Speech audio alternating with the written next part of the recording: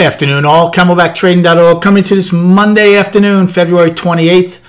We are looking at Window Trader's market profile of SPY IWMN Triple Qs. Interesting day.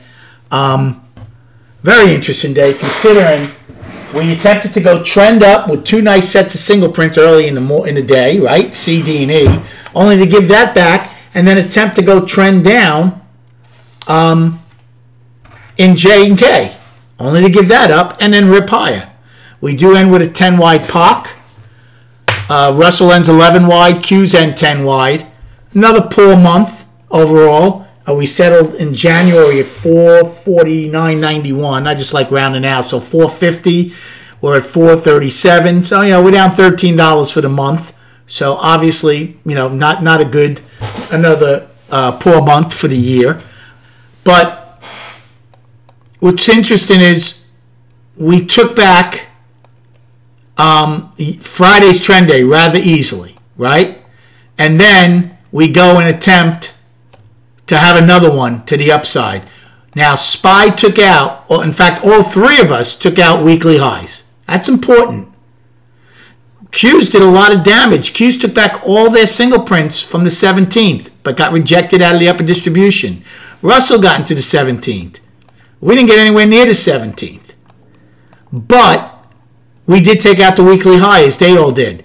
So we're all in balance now in both the weekly and daily. So as poor as an effort so far by the bulls this year, 2 months in, the monthly is firmly down, but at least the weekly is now back in balance, as is the daily. We have a lot coming, going on this week, right? You have State of the Union address tomorrow night. You have Powell testifying not once but twice, Wednesday and Thursday. So you always have to look out for that. And then we have non-farm payroll on Friday.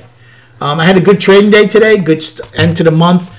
Incredibly different from last year when I had probably an 80-85% win rate January, February, and gave back almost my entire months late on one bad trade in each month. Certainly stayed away from that this year so far in January and February. Did a lot of small hit and runs today. Made money on all of them except one long in J period. Took one big trade. That was in, I'm trying to think where that was. Was that, I think it was G period, which paid me. Yes, it was in G as we were getting closer to the opening. So to start the day, I took a long in A, looking, and I played mostly between 430 and 435 calls. I was all over the place which ones I trade. Mostly longs today. I did short JK, but I took a long in A. We never saw the opening. We were getting decent push up, 433 calls. Then in B period, took a long against value low, 432 calls, and that was value low where we were developing today. We ended overlapping lower. We started lower. We tried to get unchanged a bunch of times, but we ended overlapping to lower. C period, I thought we were going to pop the top. I bought a 15 lot before we did it, and boom, exploded. That was a nice one, 433 calls.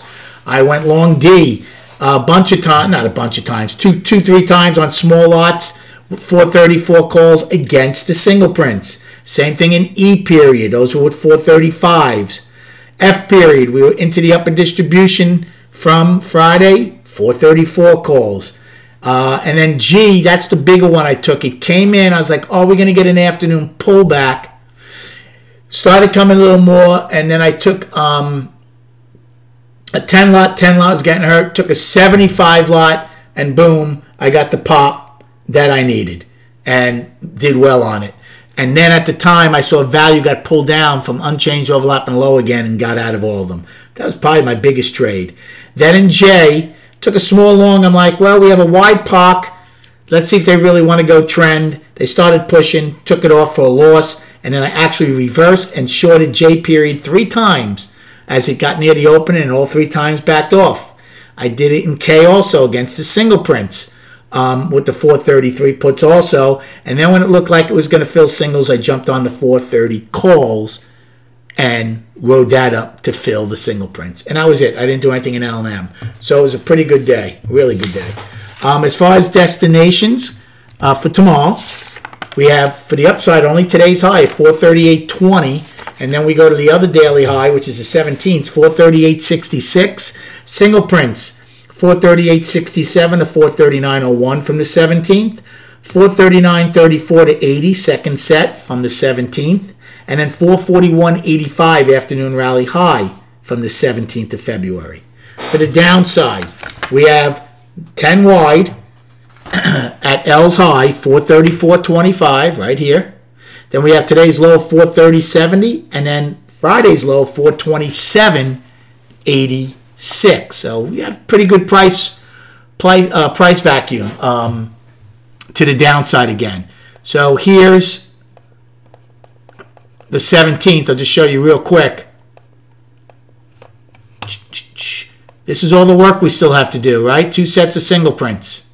So we still have a lot of work to do, and an afternoon rally high from that day that I told you about. So we still have a lot of work to do. The other ones, both Russell and Q's, as you can see, because I think it's worth looking at, it shows you how different they all are.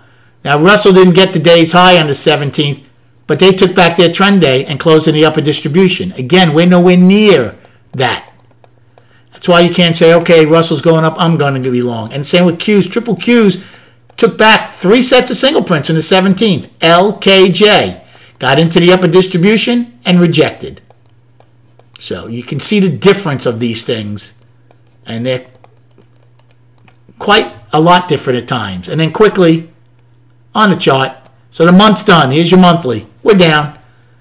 Firmly down. 2 months, right? Weekly. Barely took out last week's high, but we did. Balance. Right now, I'll see how much they want to stretch it. If we start stretching it more, I'll call it a 3-week balance and use this weekly high, 448.06. If we can't really get back above today's high at some point, then it's just a 2-week balance. But it is balance. Daily. Balance.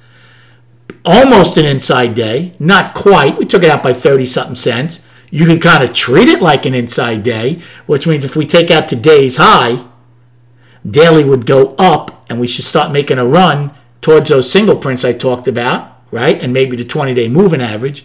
However, if we take it off to the downside, well, then you should certainly go and test Friday's low, which is $3 lower. Again, I would still call it balance if we took out today's low. Unless we really extended Friday's low, I would still call this balance if that happens. But if we take out today's high, the daily would probably start being up for me. We'll see how that transpires tomorrow. Thanks for the likes and subscribing. I hope you had a good day. Enjoy your evening, and we'll speak prior to the opening tomorrow.